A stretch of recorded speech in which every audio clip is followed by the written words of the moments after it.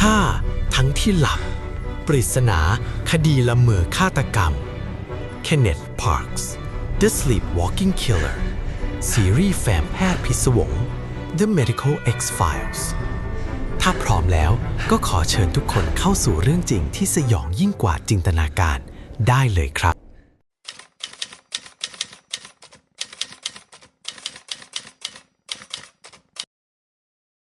คุณเคยสงสัยไหมว่าขีดจำกัดระหว่างความฝันกับความจริงมันอยู่ตรงไหนจะเกิดอะไรขึ้นถ้าคุณลืมตาตื่นขึ้นมาแล้วพบว่าตัวเองกลายเป็นฆาตกรโดยที่คุณจำอะไรไม่ได้เลยแม้แต่วินาทีเดียวนี่ไม่ใช่พล็อตหนังฮอลลีวูดแต่นี่คือคดีที่สั่นสะเทือนวงการแพทย์และกฎหมายโลกไปตลอดกาลยินดีต้อนรับสู่ The Medical X-Files วันนี้เราจะพาคุณไปแกะร้อยคดีของ Kenneth Parks วันที่ 23 พฤษภาคม 1987 Kenneth Parks ชายหนุ่มชาวแคนาดาผู้มีประวัติเป็นคนสุภาพและรักครอบครัว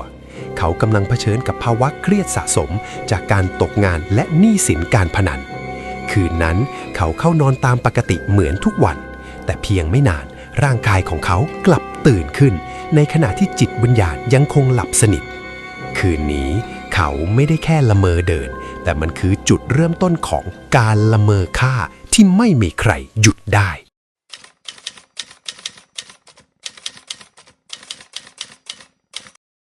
เคนเนธลุกจากเตียงด้วยท่าทางประหลาดเขาหยิบกุญแจรถก้าวออกจากบ้านท่ามกลางความมืดมิดโดยที่เปลือกตายังคงปิดสนิทหรืออาจลืมตาแต่ดวงตาไร้ซึ่งการรับรู้ใดๆเขาไม่ได้แค่เดินละเมอแต่เขาสตาร์ทรถแล้วเริ่มขับมันออกไปบนถนนหลวงระยะทางกว่า20กิโลเมตรผ่านแยกที่ซับซ้อนและสัญญาณไฟจราจรมากมายนี่คือปริศนาที่หมอทั่วโลกยังตั้งคำถามว่าเขาทำได้อย่างไรสมองส่วนที่เก็บความทรงจำเกี่ยวกับทักษะ procedural memory ทำงานโดยอัตโนมัติร่างกายของเขารู้วิธีบังคับรถและจำเส้นทางได้แม่นยำแต่มันคือการขับขี่ที่ปราศจากจิตสำนึกโดยสิ้นเชิงทุกครั้งที่เขาเหยียบเบรกหรือเลี้ยวโค้งมันไม่ใช่การตัดสินใจแต่เป็นเพียงสัญชาตญาณอัตโนมัติที่สมองส่วนล่างสั่งการเขากำลังมุ่งหน้าไปสู่จุดหมายที่น่าสะพรึงกลัว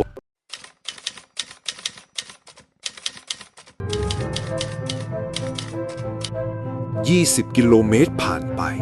รถของเขามาจอดสนิทหน้าบ้านของพ่อตาและแม่ยายนี่ไม่ใช่การแวะมาเยี่ยมเยียนทั่วไป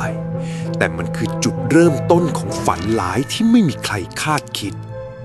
เขาเดินตรงไปที่ประตูหลังบ้านด้วยความคุ้นเคยในมือถือแม่แรงรถยนต์ที่หยิบมาจากท้ายรถเคนเนธบุกเข้าไปในบ้านที่มืดมิดในขณะที่ทุกคนกำลังหลับลึกโดยที่เขาไม่รู้ตัวด้วยซ้ำว่าตนเองอยู่ที่ไหนความรุนแรงเกิดขึ้นอย่างรวดเร็วและบ้าคลั่ง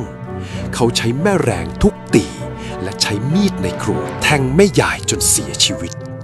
พ่อตาของเขาพยายามเข้าห้ามแต่ก็รับบาดเจ็บสาหัสทั้งหมดเกิดขึ้นภายใต้ภาวะที่สมองของเคนเนธปิดการรับรู้เมื่อความสยองขวัญสิ้นสุดลงเขากลับเดินออกไปขึ้นรถและขับตรงไปที่สถานีตำรวจทันทีเขาก้าวเข้าไปหาเจ้าหน้าที่ด้วยใบหน้าสับสนและพูดประโยคที่ทำให้ทุกคนต้องอึ้งว่าผมคิดว่าผมเพิ่งฆ่าคนมา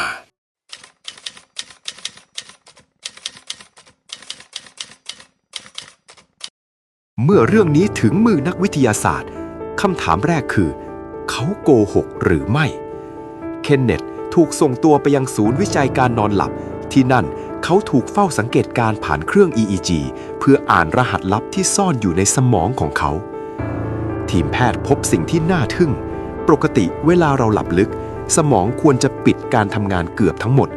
แต่ในกรณีของเคนเนธเกิดภาวะที่เรียกว่า dissociative state หรือสภาวะสมองแยกส่วนสมองส่วนหน้าที่มีหน้าที่ตัดสินใจผิดชอบชั่วดีนั้นหลับสนิทแต่สมองส่วนที่ควบคุมการเคลื่อนไหวกลับตื่นตัวอย่างเต็มที่นี่คือภาวะ non-REM somnambulism ขั้นรุนแรงที่สุดเท่าที่เคยบันทึกมาสมองของเขาสามารถรันโปรแกรมอัตโนมัติเช่นการขับรถ หรือการหยิบจับเครื่องมือได้โดยไม่ต้องผ่านการคิดวิเคราะห์ความเจ็บปวดที่มือของเขาจึงถูกละเลยเพราะศูนย์รับรู้ความเจ็บปวดในสมองก็หลับอยู่เช่นกันผลตรวจยืนยันว่าเคนเนตมีประวัติการนอนผิดปกติมาตั้งแต่เด็กและความเครียดมหาศาลคือสวิตช์ที่เปิดกรงขังมรณะนี้ออกมาแพทย์สรุปว่าในขณะเกิดเหตุเคนเนต พาร์คส์ไม่ใช่บุคคลแต่เป็นเพียงกลไกของร่างกายที่ทำงานไปตามสัญชาตญาณเท่านั้น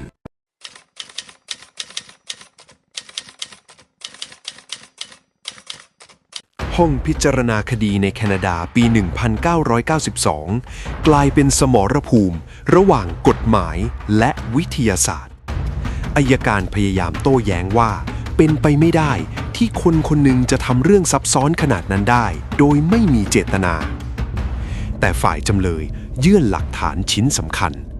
นั่นคือผลตรวจจากผู้เชี่ยวชาญด้านการนอนหลับที่ยืนยันว่าเคนเนตมีภาวะ non-REM somnambulism ขั้นรุนแรง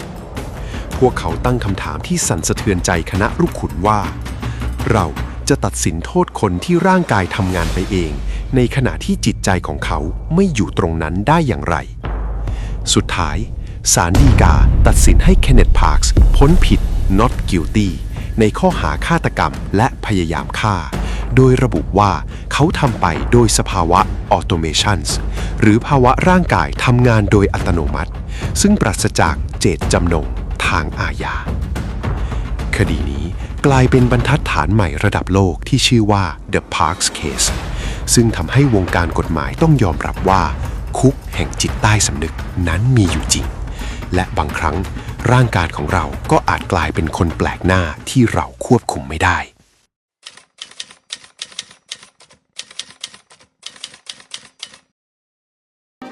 คดีของเคนเนต พาร์คส์ทิ้งคำถามสำคัญไว้ให้เรากฎหมายอาจตัดสินให้เขาพ้นผิดแต่มันเพียงพอไหมสำหรับครอบครัวที่ต้องสูญเสียและเราจะแน่ใจได้อย่างไรว่าพรมแดนระหว่างอาการป่วยกับเจตนาอยู่ตรงไหนกันแน่เรื่องนี้ย้ำเตือนเราว่าภายใต้ใบหน้าที่แสนธรรมดาร่างกายของเราอาจซ่อนคนแปลกหน้าที่พร้อมจะลุกขึ้นมาทำเรื่องเลวร้ายในขณะที่เราหลับไหลโดยที่เราไม่มีทางขัดขืนได้เลยหากคุณหลงไหลในความลึกลับของร่างกายมนุษย์และปริศนาทางการแพทย์ที่วิทยาศาสตร์ยังหาคำตอบไม่ได้